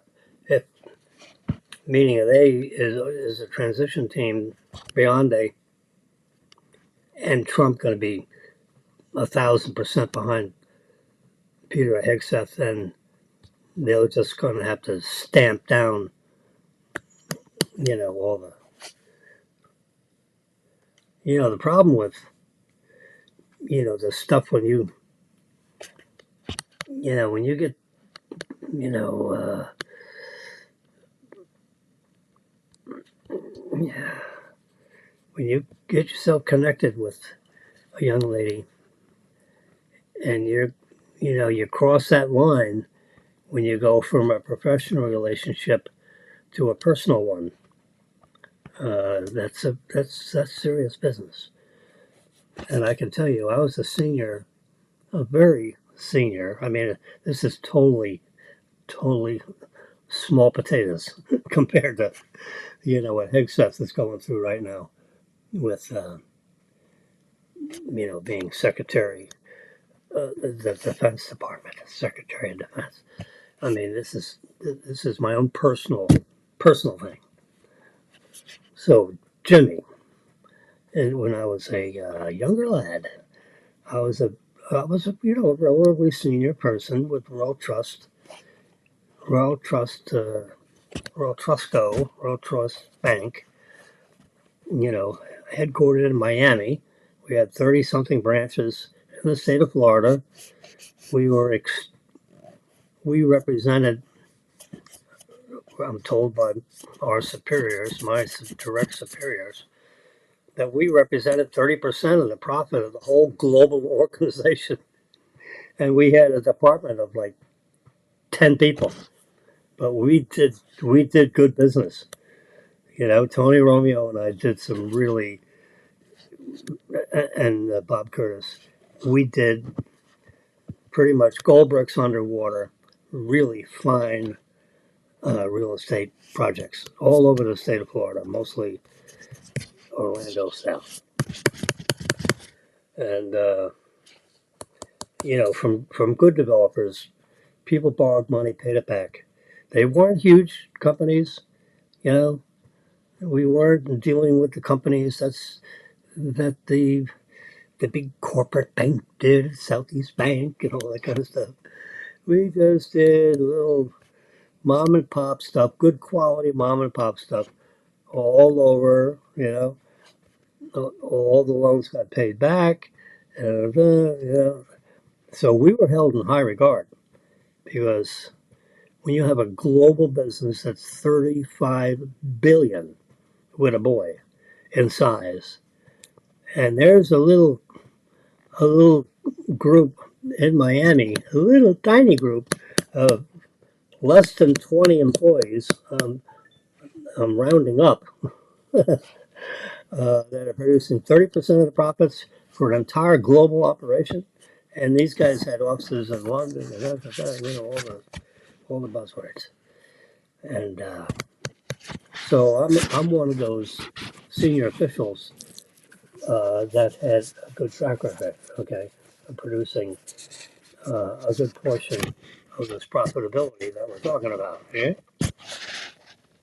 Well, there came to be a time where I was I was a um, you had the facilitators and you had the participants. Well, I was asked to facilitate one day of the training session. That was a training class for what would be viewed the future direction of the company.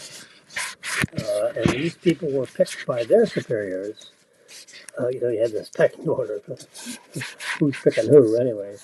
But you had a bunch of participants, like 40 of them, that flew in from all over the state of Florida, that were viewed by their superiors as being people that would be running their divisions 10 years from now. That was the mindset that those managers had to have in their brains when they were deciding who was going to participate in this training thing that Jimmy and eight other facilitators would conjure up to, this for this training thing, which I had I had, you know, I had a day, one day out of five. I think I did my piece on Wednesday or Thursday. I forget. Well, I think Thursday morning, if I had to guess. And, so we did that. I did that. The other seven people, we all did a real good job. We backed each other up and helped each other out. Um, and then at the end, meaning Friday afternoon, we all got together, all the participants and all the facilitators, and about 14 really super head people from Canada, Royal Trustco Canada, flew in to sign and hand out the certificates to the participants for because we locked each other up in a hotel for 5 days. Um, I mean they couldn't go home because it was held in Miami and they couldn't go back and forth to Jacksonville. So everyone stayed in the hotel. You know, so morning, noon, and night we had training things. Um, I think 2 nights out of the five we had excursions into some named entertainment that was going on in Miami at the time. I don't think I went to those. Come to think of it, but I did participate at the 4:30 event at the close of this thing Friday afternoon. We all everyone stayed at uh, the Sheridan Rivergate Hotel. It was an airport, a Miami airport, Sheridan Rivergate Hotel. It's still there today. And the Daphne Lounge, when we handed out all the diplomas and everything, that was in the Daphne Lounge. We shut down the Daphne Lounge. It was no one was allowed to go to the Daphne Lounge except for the Royal Trustco people. So from 4:30 until 11:30, we were at 4:30, 5:30, 6:30, 7:30, 8:30, 9:30, 10:30, 11:30. 7 hours. So we may have had it for 6 hours. So 4:30 to 10:30. I'm guessing. I don't even know, but I know we had the whole damn thing. For at least those 6 hours. So the reason I'm bringing this all up is there's a there's a fine line that you draw between when you have a professional relationship with all the people that were trainers as opposed to the people that were participants. And I stepped into that muddy water when I met one of the participants. And we got to the point where we were kind of looking at each other eye to eye, uh, boy to girl, not just, we weren't talking, business anymore. We were talking personal. And with the idea of maybe the relationship becoming even more personal. So there's a time, and I remember, I'm just saying this out loud uh, on the air here in front of everybody, both of you, that this came to my mind that I am getting ready to step into that gray area. We're in a cocktail lounge, right? And we're sitting at a table for tour. We're not like arms leaning against a bar, which I mean it's irrelevant. But I was sitting there with a table of four people.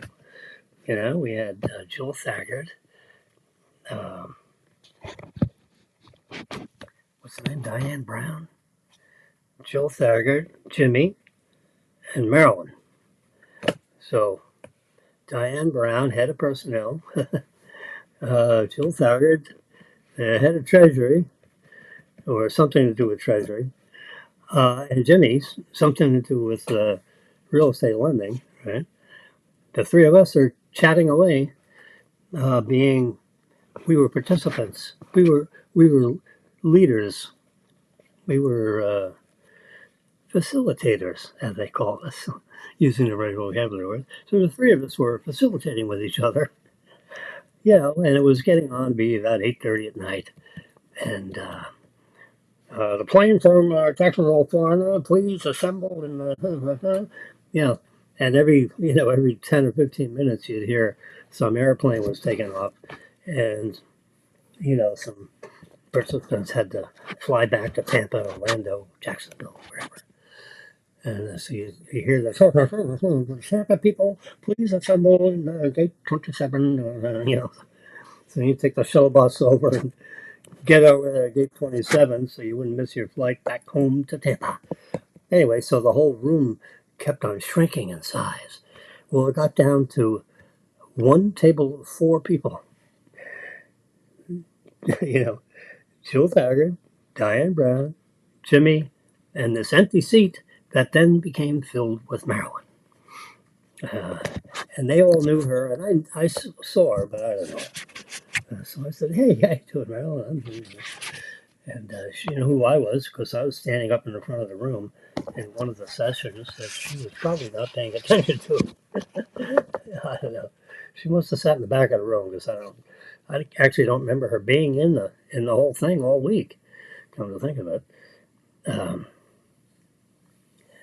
and then all of a sudden Friday afternoon, look at that. Hey, Marilyn, how you doing? I see you walking back and forth on the fourth floor. We our real estate department is all on the fourth floor, the western side of the fourth floor. And she would come up, at 10 o'clock in the morning to deliver a whole bunch of packages to the chairman of the bank at the time at Royal Trust. That's the only thing, it's just blurred image going back and forth. And I knew Tony Romeo and my boss knew her and chatted with her at the elevator often.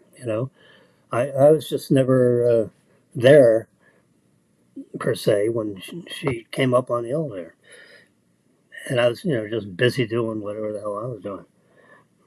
But at this setting, at the close of this special Royal Trust, I mean, it was an expensive thing to produce.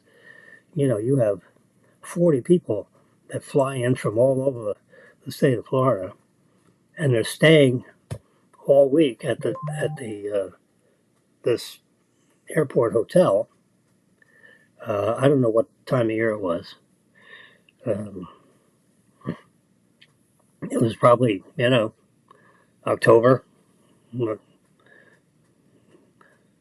if I had to guess. It wasn't hot because I remember walking outside and I don't remember sweating my brains out. So it must be start to cooler weather. But anyway, so there was a moment. I'm bringing this whole story, bringing up this one thing. There is. I remember thinking to myself, now, now I'm about to start to talk to this person on a personal level, as opposed to the professional level of being, like a faculty member of a training thing and a student, faculty student. Where I'm getting ready to cross the line between faculty and student. And I remember thinking, all right, I guess I'm going to cross the line. Hope it's worth it. Or whatever. I don't know what I was thinking, but I knew I was dipping my toe in the brown, murky water. This is where you can't, when you put your foot in there, you can't see your toes. It goes down deep in the water. And I was thinking, oh gosh, holy crap. What am I doing? That's what I did. And who was that? Good old Marilyn Wilson.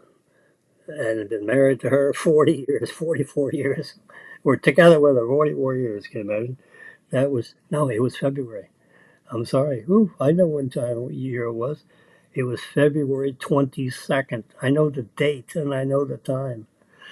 Oh, how could you forget, you silly boy? It was Friday, February 22nd of 1980. And it was about 8:30, 9 o'clock p.m. when Jill Thaggart and Karen Brown, that was her name, when Karen Brown got up from the table and said, "We're going home, and we wish you well." So now it's just Marilyn and Jimmy sitting at the table by ourselves. I figured, oh gosh. And I said, "Marilyn, would you like to have another glass of wine, or are we done?" Now, she could have very easily said, I think I'm going to get home for the evening, and that had been the end of that. No, that's not what she said. Why, certainly, let's have another glass of wine. So we did. Whew, and we did. And then I walked her out of there like midnight.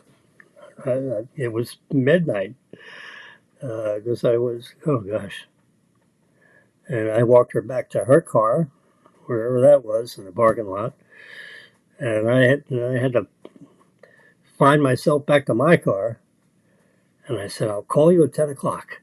And with the idea of, would you like to have lunch on Monday? She said, well, fine. I said, fine, I'll call you at 10 o'clock on Monday morning. So then I packaged her back in her car, and I went back to my car, and that was the end of that. But I remember crossing that line. Now, I'm not going to have a business luncheon with Marilyn. Jimmy and Marilyn were going to have a personal lunch together. And I told my boss, Bob Curtis, I said, Bob, I think Marilyn is becoming an item. He looks at me and he says, she's like the other generation. And I'm like 35 years old, 34 years old. And I look at Bob Curtis, who's like 54 years old. That's plus or minus a year. So he's 20 years older than I am. And I look at Bob, and we're like good friends, because we've been working together for 5 years or something. I don't know. We knew each other, because Tony Romeo, Bob Curtis, and I had lunches together like 2 or 3 times a week for 5 years. So we knew each other real well. And I said, Bob, I think Marilyn and I are becoming, future perfect tense, we are becoming an item. And if you don't mind, I'm going to have lunch with her today. Now, remember, you forced me to do this training, which, I thank you very much for requiring me to do this training, as a faculty person, so to speak. And Marilyn was a participant in this said training. I said, well, we got to know each other during this training, most notably last Friday evening when I had a couple of glasses of wine with her. And my parting remarks to her is, I'll call you Monday for lunch. Well, today, this is like 10 o'clock on Monday morning, or 9:30, and I said, Bob, I think we're going to be an item. And if you don't mind, I'm going to call her for a lunch date. Hello, that's what I mean when I say item. We're going to have a lunch date. I know I'm crossing the line. Oh, my God. So if you don't mind, I'm going to have an extended lunch with Marilyn. It could be maybe a 2-hour lunch. Would that be okay? Can I have a 2-hour lunch with Marilyn? He said, absolutely. Be careful. I said, okay. So we became an item. Because after that lunch, which was spectacular, at at uh, at Charade, we had lunch at Charade. Now this is 44 years ago, February 22nd. No, 22nd. This is February 25th, because this would have been Monday at lunch. February 22nd is when I met her, so to speak, personal met her, Friday evening. And then I had Monday lunch. Oh my God. And we were having lunches and dinners, ever since. And after a while, we, got married, and it was breakfast, lunch, and dinners. Woo, God, what a what a spectacular. Talk about the luckiest guy on the planet. That's how I look at that. Because whew, she was an 11. I swear to God, every time she walked in a room, the whole freaking room looked at her like she came right out of Hollywood. She was so spectacular. And yeah, there's Jimmy. He's just another schlemiel in the bank. Oh, Lordy. God almighty. Unbelievable. Phew. Man, here we are. 4 kids later, and don't look back. And we had, what is this? What the hell's going on here? Oh, I'm going the wrong way. I'm looking through all these stupid photographs. There we go. And here we are. November 29th, Friday after Thanksgiving. Of course, Marilyn has to go to work because she took Thanksgiving, I think, off last year. So, when you're a financial center manager, you kind of have to rotate around who gets Friday off after Thanksgiving. It's like who gets Monday off after Super Bowl Sunday. That's not a big deal with us, but, I mean, some people go crazy wild with Super Bowl, February. Who takes off Super Bowl Monday.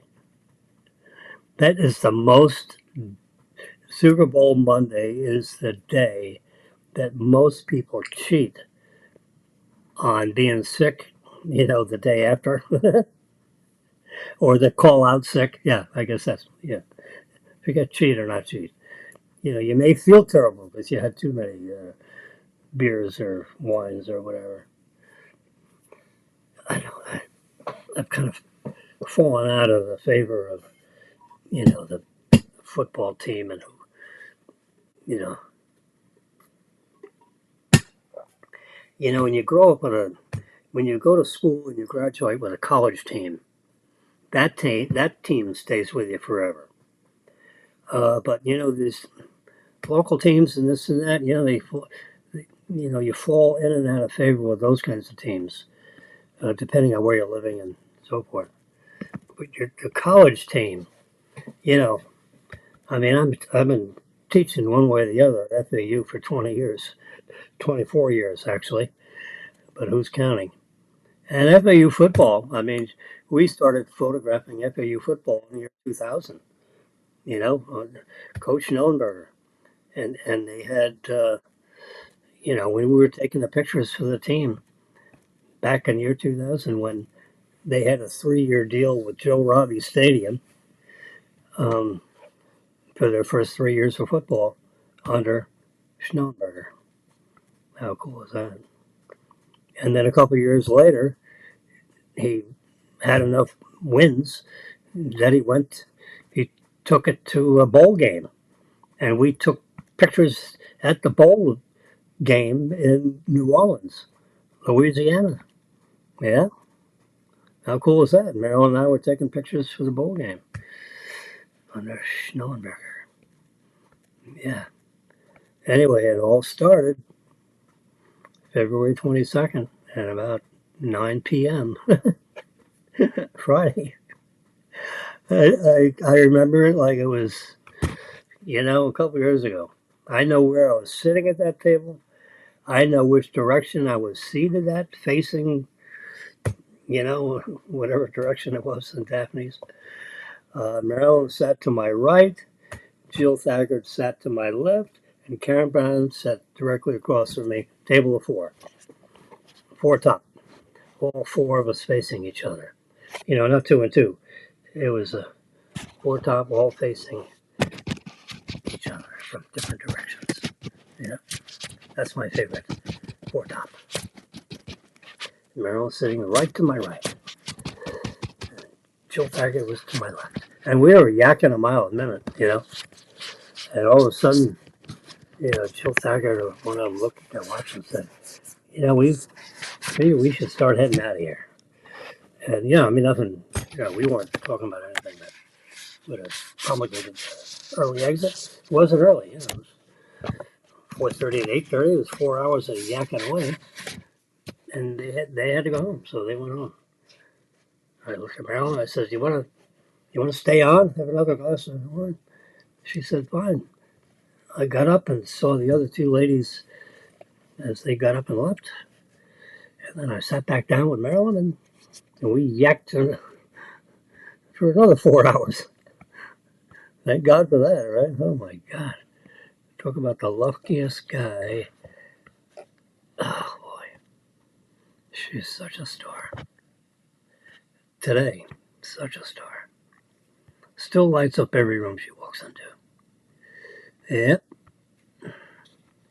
You never know, man, how lucky you get. I've told this story to all our kids numerous times. Yeah, oh boy. Unbelievable. All right. Ah, ooh boy. 2 hours. I've been yakking away here for 2 hours and 8 minutes. It is now 12:10. If you probably already didn't turn this thing off, but if you're still listening to Jimmy talking, and I know some of you do, that's okay. So the only business news I talked about was Pan Biani is currently looking into the Peter Hegseth. So he dipped his toe into the into the tulips and lost his way into you know into where you have to sign a non-disclosure agreement. I did not have to. The last thing I was ever thought about was that with Maryland because we were like white on rice. We were just constantly lunch, dinner, and then we became a real item, and then we were like stealth, so we had to eat out. Where our coworkers, wouldn't be flocking around trying to find out what Jimmy and Marilyn are talking about. Mm. Hmm. So, all right, let me say goodbye. You all have a nice. Marilyn just sent me a message about having dinner with Bill Morris tonight. Huh? I don't remember such a thing. Ooh, that would be. That wouldn't be the right thing to do after thing. I'm going to try to get out of that. I'm too tired to do something like that. Let's see. I'm exhausted. Are we supposed to have dinner with Bill tonight? I don't think so. Let me look at. How about that? A little social calendar. I certainly would have it under my, this text message business. Let's see. Happy Thanksgiving to you. And Elaine and Bill and Elaine and Jim and Marilyn. And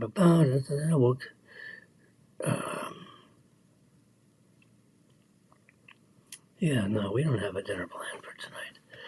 She'll be relieved because she's sending me a text. Oh my God. Please let's not have dinner tonight. Yeah, we're not. We don't have such a thing. Anyway, so that was nothing you all have to worry about, and nothing actually I have to worry about. I'm just going to send them a text. Hope you had a wonderful Thanksgiving. Let's get together next week for lunch or something. Yeah. All right. So you all have a nice post Thanksgiving Friday. I think, I'm going to have for lunch. I'm going to have a big piece of pumpkin pie. Since I was Mr. Pie, I was Team Pie. I made the pie, mix the ingredients, big deal. But, I was in charge of the pie, and it turned out perfectly. Um, always the issue with the pumpkin pie is when is it done, and you stick something in it, And if you pull something out of it and nothing sticks to whatever you put in it, that means it's done. That always, I'm a biochemist. To me, that's not a very, I want to know when it gets up to a certain temperature, it's done. And if it's 185 degrees, whatever the heck it is, then it's done. But you mix with eggs and you got a little sugar and you have pumpkin mix and you have all these gooey ingredients and you pour it in, to the pie shell. So you got to have it up to the right temperature or else the eggs don't firm up and you got like soup. Well, you don't want pumpkin soup, you want pumpkin pie. Anyway, I made the pie and it was fun and it turned out marvelous. Yeah. All right. So it's 12:12. We've been on the air here and it's Friday. And there's a chance I might have a broadcast tomorrow at 9 o'clock. It's Saturday. Yeah, it'd be somewhere, let's say 10. So Saturday at 10, not Sunday, and definitely Monday. So we'll see you soon. So you all have a great, hope you had a nice Thanksgiving. We did. And TGIF. Thank God it's not Thanksgiving. Ooh, Lordy. Yeah, that's a lot of work. I almost look forward to the day where everybody will give up this Thanksgiving. You got to make something to make it, But Marilyn's dad, they was always cooking everything, and they never ate out for Thanksgiving. No way. When they were 80 years old, they did not eat out at Thanksgiving. Well, I'm crowding 80, and I'm getting ready to say, let's eat out for Thanksgiving so we can all enjoy. We all enjoy it, but you know what? Give me a break. Let someone else cook the stupid turkey. All right. Bye bye. You all have a nice weekend. See you soon.